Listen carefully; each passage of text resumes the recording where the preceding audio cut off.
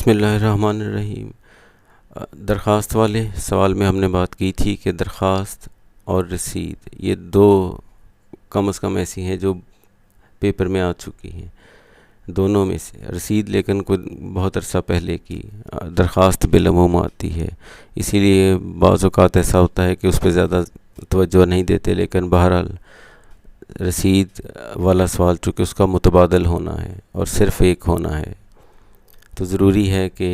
یہ اس پہ، اور یہ چونکہ آسان مشکل ہر طرح کی ہے، ہم کوشش کریں گے کہ کم از کم ہر طالب علم جو بنیادی اس کا ڈھانچہ ہے وہ درست لکھے۔ باقی اس کی باریکیاں اور اس میں زبان کا کچھ معاملے، چونکہ رسیدات لکھنے کا جو رواج ہے تب فارسی عام تھی، تو وہ فارسی کا اس میں عمل دخل تھوڑا سا زیادہ ہے، جو آج کل کے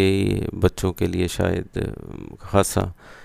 بھاری بھرکم کام ہے، تو ہم ان چیزوں تک محدود رہیں گے جو بہت آسان اور سیدھی ہیں۔ باہر رسید ہے تو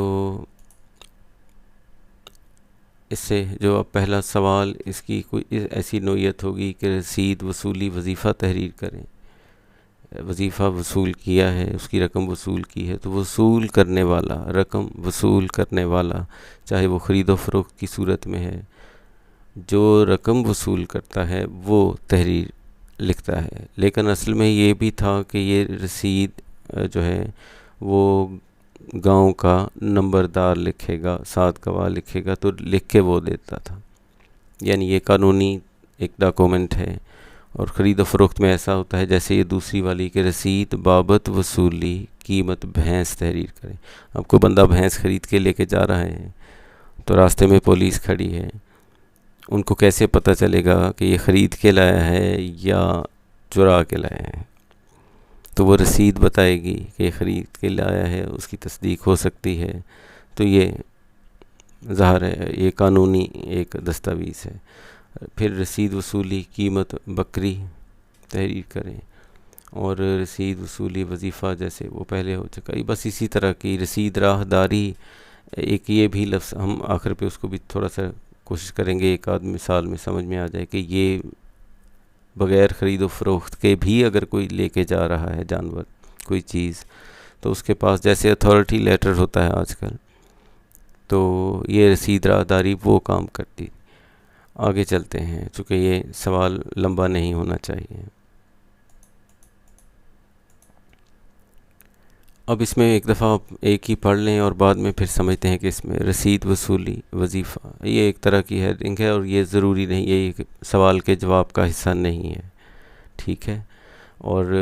لیکن پھر بھی آپ سوال نمبر لکھتے ہیں، اس کے بعد اتنی سی اور ایک آدھ لائن چھوڑ کے پھر یہ شروع کریں، یہ یہاں سے شروع کی، باعث تحریر آنکھیں، ٹھیک ہے؟ یہ لفظ اسی طرح رہیں گے، لہذا ان کو اسی طرح آپ نے حفظ کرنا ہے گویا۔ مبلغ 10,000 روپے، اس طرح سے اس کا آغاز ہوتا ہے، اور پھر اسی رقم کو آپ قوسین کے اندر ہندسوں میں بھی لکھ دیتے ہیں، وہ اردو ہندسوں میں لکھیں یا اس طرح سے لکھیں، اور یہ ترتیب ساری علامتیں سی دھیان میں کر لیں کہ 10 ہے، پھر وہ 1000 کے یہ ایک سلیش ہے، پھر اس کے بعد اس کو ختمے سے، تاکہ آپ ہندسے کو آگے پیچھے نہیں ہو سکتے۔ مزید اس کی تصدیق کرنے کا طریقہ اگلا حصہ ہوتا ہے، نصف جن کے، یہ بھی مستقل لفظ ہیں، جیسے باعث تحریر آنکھیں، مبلغ، ٹھیک ہے، پھر قیمت، پھر نصف جن کے، پھر اسی قیمت کی آدھی ہندسوں میں بھی اور لفظوں میں بھی، 5,000 روپے اسی طرح سے ہوتے ہیں۔ اذاں فرام، جس کا آپ ترجمہ کر لیں، اذاں جناب پرنسپل، چونکہ یہ وظیفے کے بارے میں ہے تو یہ پرنسپل سے وصول کرتا ہے، طالب علم کرتا ہے۔ اذاں جناب پرنسپل گورنمنٹ کالج پیر محل وصول پا کر رسید لکھ دی ہے تاکہ سند رہے اور بوقت ضرورت کام آئے، وقت ضرورت کام آئے، یہ بھی ٹھیک ہے۔ الابد، یہ لفظ بھی مستقل۔ احمد علی یہ طالب علم کا نام ہے جس کی طرف سے، اور آخر پہ آخری حصے میں آپ اس کی تاریخ لکھ رہے ہیں آخر پہ جا کے، اور یہ بالکل ہم نے اسی طرح سے جس طرح درخواست کے نیچے لکھی ہے، یہ آخری کام تاکہ یاد رہے۔ اس سے آگے اب چلتے ہیں، تو اسی رسید کو جس کو ہم نے پڑھا ہے، اسی سے ملتی جلتی ایک اور کہیں کہ یہ وصولی قرض حسنہ، یہ پیپرز میں جو آنے والی متوقع ہو سکتی ہیں ان میں سے ایک باعث تحریر آنکھیں مبلغ 1,00,000 روپے، اسی طرح ہندسوں میں نصف جن کے 50,000 روپے پھر ہندسوں میں ہوتے ہیں۔ اذاں جناب عبدالشکور یہ یعنی فلاں ولد فلاں، قوم لکھ دیں وہ کہاں رہنے والا ہے، ٹھیک ہے، ضلع ٹوبہ ٹیک سنگھ، مطلب اس کے ضلع تک آپ اس کا پتہ لکھ دیں۔ اب اذاں جو لفظ تھا سے نقد وصول پا کر رسید لکھتی ہے تاکہ سند رہے اور وقت ضرورت کام آئے۔ مزید یہ کہ یہ رقم مذکور قرض حسنہ ہے جو 5 دسمبر 2024 تک 2 برابر اقساط میں لوٹا دی جائے گی، یہ اس کا حصہ ہو گیا۔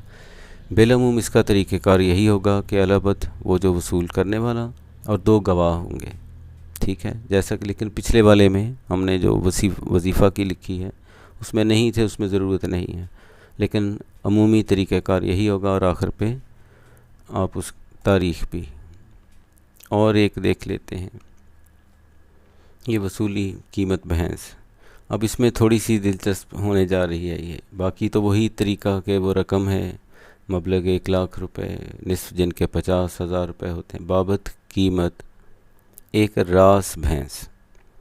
دودھیل مطلب دودھ دینے والی، رنگ سیاہ، یہ اس کی ساری جو جس سے پہچانی جا سکے، اس کی ظاہری جو شکل و صورت ہے تاکہ دیکھنے سے جو اس کی پہچان ہو سکتی ہے،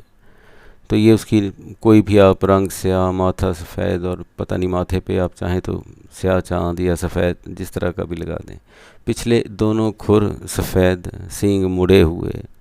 یہ تو اس کی خاصیت ختم۔ اذاں جناب عبدالشکور اور یہ جن سے آپ نے نقد یعنی اس کی قیمت، یہ جو گائے ایک راس بھینس ایک راس گائے جو بھی ہے اس کی قیمت نقد وصول پا کر لکھ دی ہے، یہ اذاں سے جملہ ایک طرح سے شروع ہے تاکہ سند رہے اور وقت ضرورت کام آئے۔ علابت یہ ہم نے اس پہ آ گئے کہ یہ نمبردار لکھ کے دیتا ہے، ٹھیک ہے، درخواست یہ جو رسید اس کی طرف سے، اور پھر اسی طرح 2 گواہ، تاریخ، یہ معاملہ آسان ہو گیا۔ اب اس کو تھوڑا سا سمجھنے کے لیے رنگین بنا لیتے ہیں کہ یہ چیز اسی طرح رہے گی۔ اس میں جو حصے سرخ کیے گئے ہیں، ٹھیک ہے، یہ تفصیل یہ تھوڑے بہت اس میں بھی آ سکتا ہے بابت قیمت ہی، لیکن چونکہ خرید و فروخت میں ہوگی، یہ اس کی خاصیتیں ایک طرف ہو گئیں، یہ جانوروں کے اعتبار۔ باقی جتنے حصہ پیلے رنگ میں موجود ہے وہ سب کا سب آپ سمجھیں کہ وہ مستقل سا رہے گا، اور اس میں جانور بدلتے رہیں گے، یا یہ حصہ جو سرخ ہوا ہے اور وہ کس اصول پہ کیا سوچ کے کیا کرتے ہیں، جیسے ایک راس بھینس، اور یہ راس لفظ جو ہے یہ چونکہ ہم عام طور پہ استعمال نہیں کرتے، تو یہ گرین حصہ جو ہے ہم آگے بھی بتائیں گے کہ اور چیزوں کے لیے کون سا لفظ ہوگا۔ باقی ظاہر ہے یہ خصوصیات ایک بھینس کی اور ہوں گی، کوئی اور جانور ہوگا تو اس کی یہ ساری بدل دیں گے آپ، ٹھیک ہے، جو اس سے متعلقہ نہیں ہے، تو اس پہ اب دھیان کرنا ہے کہ یہ حصہ صرف بدلنا ہے، باقی ساری رسید ایک ہی رہے گی۔ یہ باقی رنگ صرف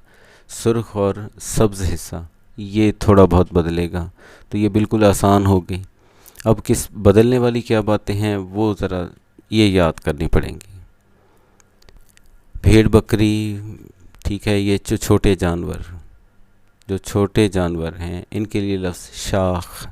تو ایک شاخ بھیڑ، بکری، بکرا، ٹھیک ہے، دمبا، یہ سارے ہو گئے۔ جو بڑے جانور ہیں وہ راس، ایک راس گائے، بھینس، بھینسا، بیل، یہ سب اس میں آ گئے۔ ایک لگام، گھوڑا، گھوڑی، گدھا، یہ سارے رشتہ دار ان کے ادھر آ گئے۔ ایک نکیل، اونٹ، اونٹنی، یہ سب اس میں آ گئے۔ ہاتھی، اگر بالفرض کوئی اتنا ہی خرید و فروخت میں آگے نکل جائے کہ ہاتھی تک بات جا پہنچے، تو پھر ایک زنجیر ہاتھی، یعنی بابت قیمت ایک زنجیر ہاتھی۔ جو زمین کا معاملہ ہے اس میں اور بھی باریکیاں ہیں اور چیزیں ہیں جو، لیکن فی الحال پہلے قدم پہ اگر آپ کوئی کہیں گے اور بلکہ مجھے موٹیویٹ کریں گے تو شاید یہ بھی کر دیں، یہ تھوڑا سا اس میں مشکل ہے، اور یہ چونکہ یہ پٹواریوں کے جیسے یہ قانون گو جو ہیں یہ ان کے کام تھے، اور فارسی کا عمل دخل بھی اس تحریروں میں زیادہ ہوتا ہے، لیکن ہم آسانی کے لیے اگر کوئی ایسی آتی ہے تو اراضی بندوبستی اس کو کہا جائے گا، وہ چاہے آپ ٹھیکے پہ دے رہے ہیں، چاہے وہ بیچی جا رہی ہے، ٹھیک ہے. تو آپ زمین کے لیے ارض، جیسے ارض زمین ہے تو اراضی بندوبستی لفظ، اس کے بعد ایک لفظ ہے موازی جس کے معنی ہوتے ہیں برابر، برابر 10 کنال، ٹھیک ہے. یہ تو ایک کچھ بھی جو آپ آگے پیمائش اس سے نہیں، موازی ان دو لفظوں کے یعنی جو اراضی بندوبستی ایک حصہ ہو گیا، اس کے بعد اس کی پیمائش جو ہے زمین کی، درمیان میں ایک لفظ موازی، ٹھیک ہے. یہ اس صورت میں، اور ایک آدھ متعلقہ اس کے آپ پڑھ لیں گے تو امید ہے یہ اتنا مشکل نہیں لگے گا. باقی یہ جو چیزیں ہیں اور جتنی یہ جانوروں کے معاملے ہم نے زمین کا معاملہ ختم ہونے کے بعد، یہ سارے یہ عدد ان کے لیے بس کافی. ایک عدد سائیکل، موٹر سائیکل، کار، ٹیلی ویژن، موبائل، جو بھی، تو یہ لفظ آپ کو یاد کرنے ہیں جس چیز کا کہتے ہیں اس کے لیے، اور یہ اتنے مشکل نہیں ہے، 5-7 لفظ کوئی بڑی بات نہیں. اور آخری بات رسید کے حوالے سے کہ اب آپ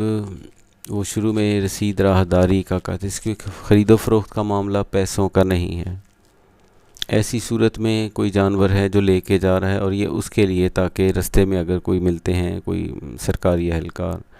تو ان کو معلوم ہو کہ یہ خرید کر تو نہیں لے جا رہا لیکن کسی کی اجازت سے ہی لے کے جا رہا. تو ایک راس بیل،